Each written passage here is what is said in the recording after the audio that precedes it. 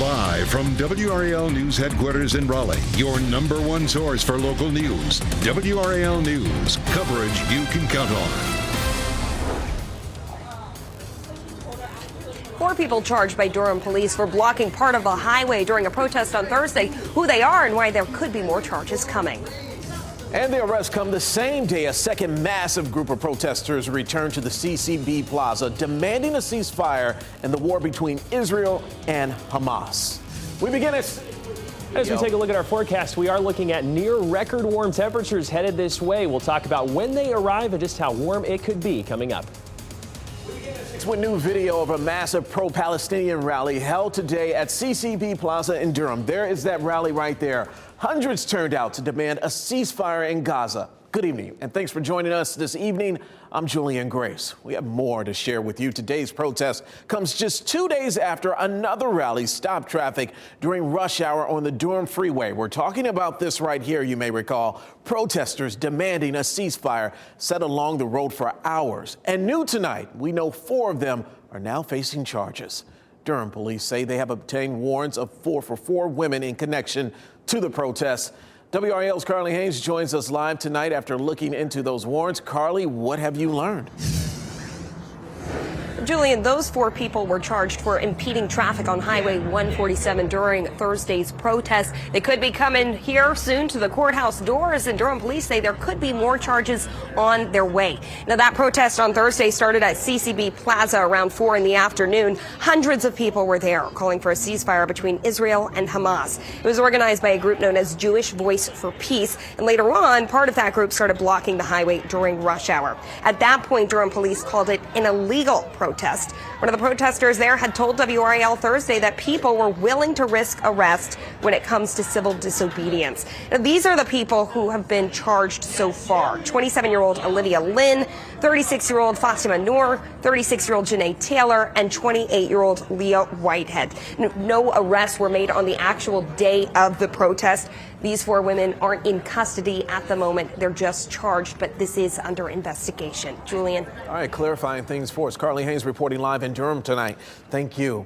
Well, the protest in downtown Durham today was bigger and brought together more groups. But as WRAL's Eric Miller reports, the goal remained the same, an immediate ceasefire in Gaza. These protesters once again literally left a mark on the Bull City here. This group sending a message they hope will reach beyond Durham to Washington, D.C. and beyond.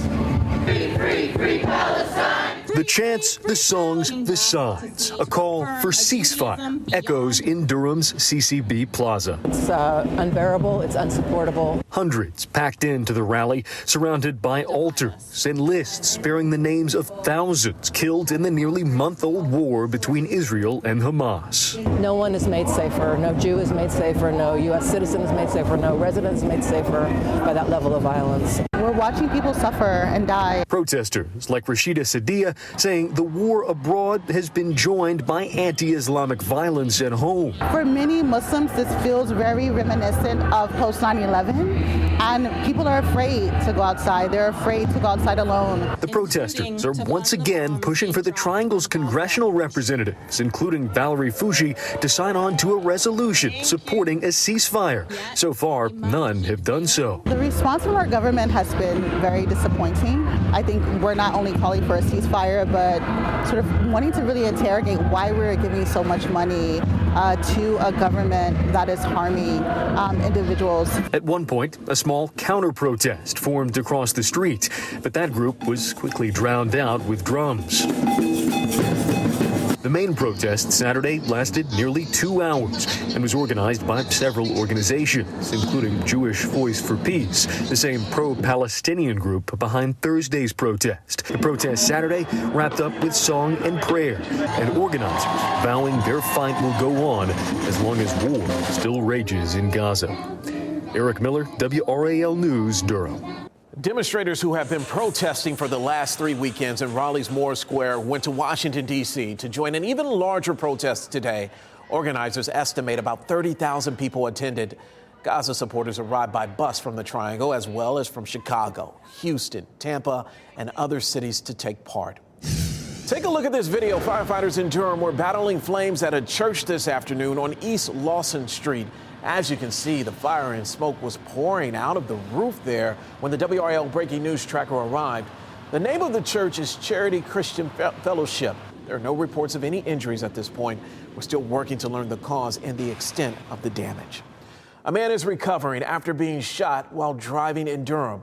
This was the scene from the WRAL breaking news tracker shortly before 1:30 in the morning.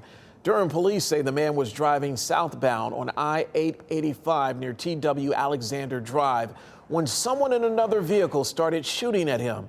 The driver's vehicle was hit by gunshots, but he wasn't hurt. Police are still searching for the suspects. No Veterans Day parade in Raleigh today, but that still did not stop North Carolinians from honoring our veterans. Organizers canceled the annual parade after the city of Raleigh would not allow vehicles in the procession. Despite the canceled parade, veterans were still honored.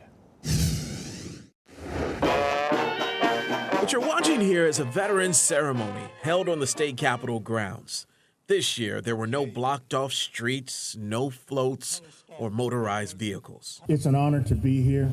But there was a keynote speaker, a crowd, and a message of gratefulness. Let me just make an honor note here to God, because by all rights and means, I should be dead. Major General William Kirkland gave the keynote.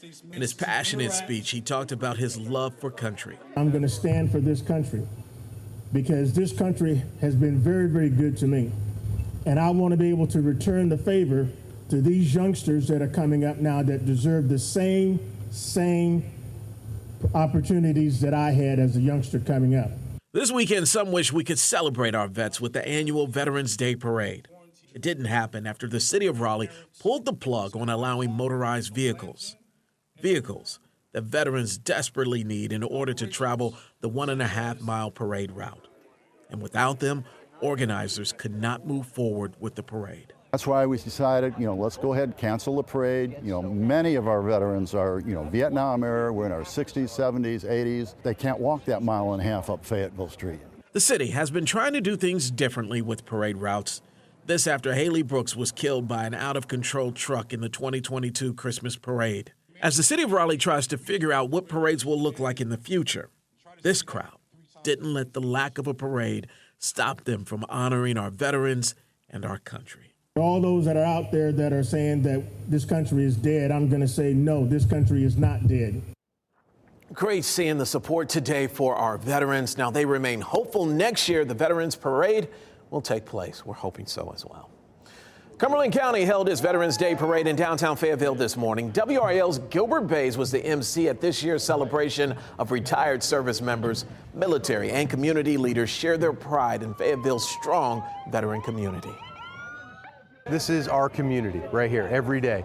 It's the veterans, it's the active duty units, it's the bands, it's those young kids, it's all the fire department, the police, everything. Every time they say we're the largest and #1 military base in the United States, I'm so proud of that. Fort Liberty is not only to be proud of, but the fact that so many of them remain in our community, and that's what's especially good.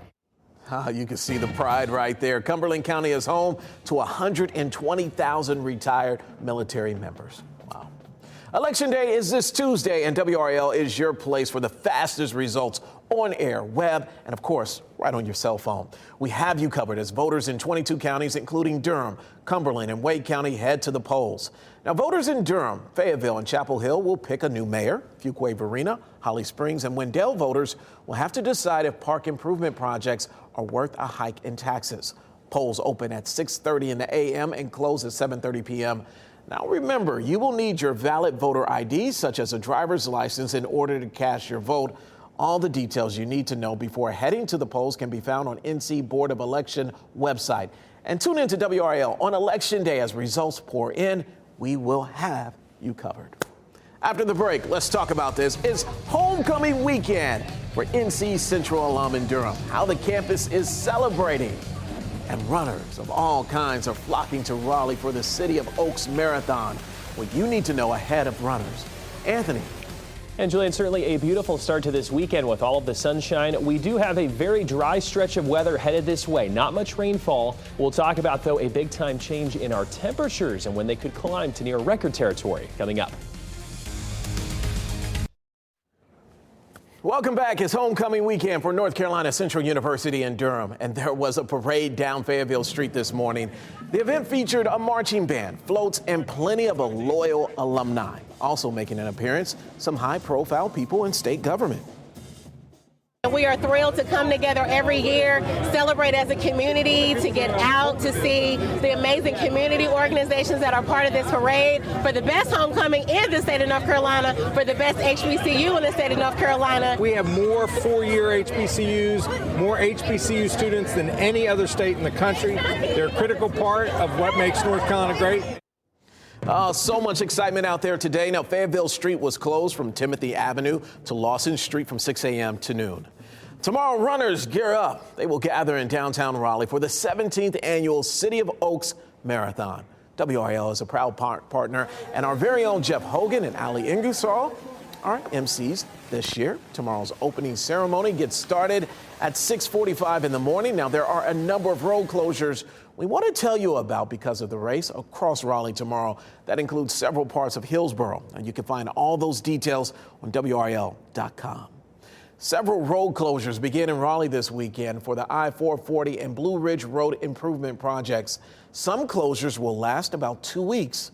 Let's begin with the short ones. Starting at 9 p.m. tomorrow, the ramp from Western Boulevard to I-440 West and the ramp from I-440 West to Melbourne Road will close. 2 hours later, I-440 West closes from Western Boulevard to Walnut Street. When I-440 West reopens Monday morning, it will be in a new alignment with the new ramps from Western Boulevard to the Crossroads Shopping Center area. Now, for those 2-week closures, the ramps from I-440 West to Hillsborough Street will close. Traffic from Wade Avenue onto I-440 West will shift to a new ramp and regain access to Hillsborough Street around November 15th. Drivers on I-440 West ahead of Wade Avenue will regain access to Hillsborough Street through a temporary exit once the 2-week closure ends. Finally, Hillsborough Street is set to close again in front of the fairgrounds so crews can conduct water line work to prepare for an upcoming rail line shift. Drivers should pay close attention to the detour signs. Be careful while traveling through the work zone and allow extra time for the detours. Now, I know this is a lot of information that we just threw at you, but you can review it all and learn more on WRAL.com. There was a special screening in Cary today for a movie addressing post-traumatic stress disorder in military service members. The film, Lonesome Soldier, is based on the novel The Lonesome Soldier, The Long Road Home by Linda Lee. Co-writer and star Alexander Randazzo attended the screening. Randazzo says he's been overwhelmed by the military community's response to the film. I had a lady who had served for over 20 years come up to me in tears saying that this was the film that the military has been waiting for about this subject matter for the last 30 years. So important. Now, the movie opened yesterday in Cary, Greensboro, Wilmington, Charlotte, and Southern Pines, and will run through Veterans Day, which is next Saturday. A nonprofit dedicated to helping local homeless and foster children held an annual gala. Myra's Masquerade Charity Gala took place at the City Club in downtown Raleigh last night. WRAL's Keely Arthur emceed the event. Myra's Angels Foundation creates care packages for children entering foster care. They provide kids with essentials and comforting items like stuffed animals and journals. The event raised tens of thousands of dollars for the cause. Now, if you'd like to donate an essential item or toy for a child this holiday season, go to myrasangels.org/donate. They will gladly take your donation. Great to see so many people there last night. Anthony, it was comfortable out there today, right? Yeah, very comfortable. We had the sunshine. It was, all in all, Julian, a really nice start here to this weekend. We have some changes, though. I know you're probably going to like this. Some warmer weather on the way, near record territory as we head into our Wednesday of next week. And I'll go over that here in just a second. Good Saturday evening, though, to all of you. We're at 67 in Raleigh and Durham. That is about where we should be for this time of year for our normal afternoon high. We're at 71 in Clinton, 70 degrees in Fayetteville, 63 in South Hill. Where we go from here, though, there's that normal high of 67. We have a couple more days where we're, let's say, at or below that. But by Tuesday, Wednesday, Thursday, it is going to be noticeable where we're back in the upper 70s and low 80s. We're at 80 on Wednesday, 79 there on Thursday. Wednesday specifically, I think in Raleigh, we could tie the record that was set back in 1986. There's the forecast. There's the record right there. In Fayetteville, probably not going to get quite there. 81 is what we're forecasting. 84 is the record. But still, that goes to show you we are going on the opposite end here of what we've been seeing with the cooler weather. The other concern, though, that we're watching, we need some rainfall desperately. This is our latest drought monitor. You go back even toward Charlotte, west of there, around Asheville. They're in severe drought criteria right now. Our western counties in moderate, and most of our viewing area is abnormally dry. So that begs the question, will we see any in the near future? I have none over the next 5 days or so. We get a little bit of a chance, though, into Friday, especially Friday night and into Saturday. Looks like we could get a front coming through that will bring that much needed rainfall. So if you're planning here for the next chance, like I said, probably Friday night would be the best shot. I think most of the day on Friday is looking pretty calm. We head outside there, though, right now. This is a live look. Our Fayetteville camera, roads and streets are nice and quiet. It is a beautiful evening. We have lots going on. NC State is playing here at 8 o'clock. We should be at 59 there right about 7 o'clock, 52 at 9, and it will get a little bit cool through the game. So as you're headed out, you may want that sweatshirt, light jacket, just to keep yourself comfortable. But for football weather, it's going to be great. We have clear skies and no real issues for us tonight. By the way, don't forget we have daylight saving time that comes to an end tonight, officially at 2 a.m. or I guess it's early Sunday morning rather, but tonight into tomorrow morning.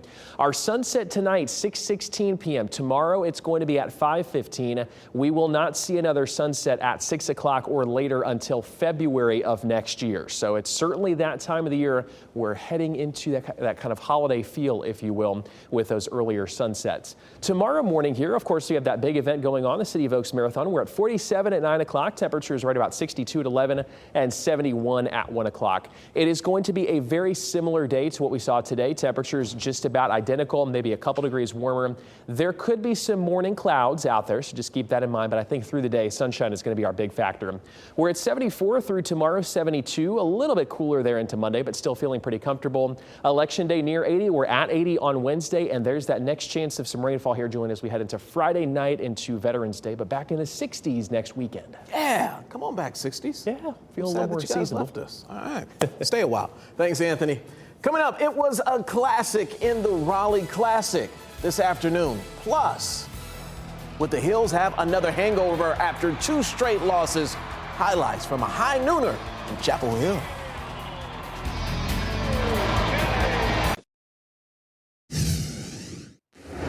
First ever meeting between Campbell and North Carolina today in Chapel Hill, and when it was first set in stone, looks like the Campbells might get an undefeated Tar Heels team that could be caught sleeping, but instead they're getting a team that was hungry to get their season back on track. Mike Mentor has done a lot to elevate this Campbell program, first season in the CAA. Mac Brownlow saying this week, it didn't matter who was coming into town, they just needed to play better. Well, after an unproductive first drive, Carolina in striking distance. Drake May slings it over the middle to Tez Walker. If anyone was wondering how he was feeling, he had 2 tutties on the day. But the Camels had themselves an answer. Haj Malik Williams over the shoulder drop to Cheney Fitzgerald, and just like that, we were tied at 7. Folks thinking, oh no, here we go again. But Omarion Hampton took over from there. He racks up 144 yards on the ground, 2 touchdowns. There won't be an upset in Chapel Hill today. Carolina cruises 59-7. I like their quarterback. He's really accurate. They've got a couple of really good receivers. Running back, number 1, was a good player. They played hard on defense, so I thought it was a perfect time and the perfect game for us at this time. Matt Brown came up to me and said, hey, look, man, I want you to tell your kids this now. And I respect that. They play hard. They play tough.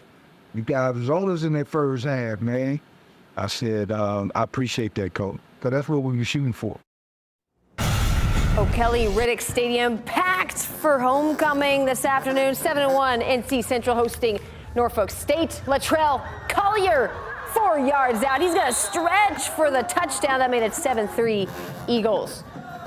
Norfolk State now driving. Trey Middleton going to get the strip sack.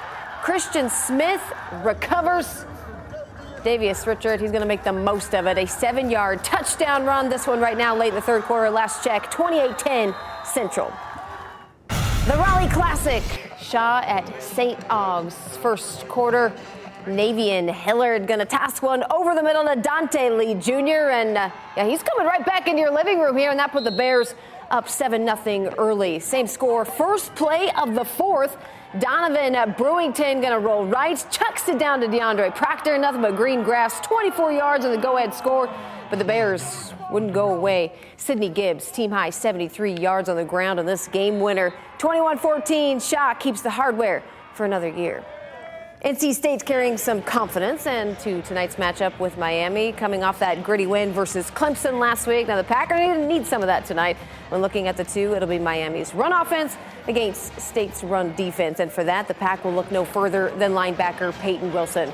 Wilson has been a menace leading State's run defense efforts. He leads the ACC and ranks 6th nationally with over 11 tackles per game.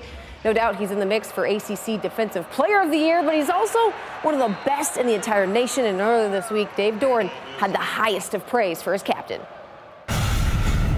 Gosh, I mean, I've coached a long time. I haven't ever seen a guy play like that guy's playing right now, and I've seen some good football players. So it's cool to be a part of that ride with him right now, and thankful, you know, to have the opportunity to finish it with him. We also have the Canes out on Long Island tonight. Third straight Metro Division showdown for the Canes. They're tied with the Islanders at 12 points apiece. Puck drop, Julian, is at 7:30. All right, we'll be watching. Thanks, Casey, and thanks for joining us tonight. Have a great evening. We'll see you a little bit later.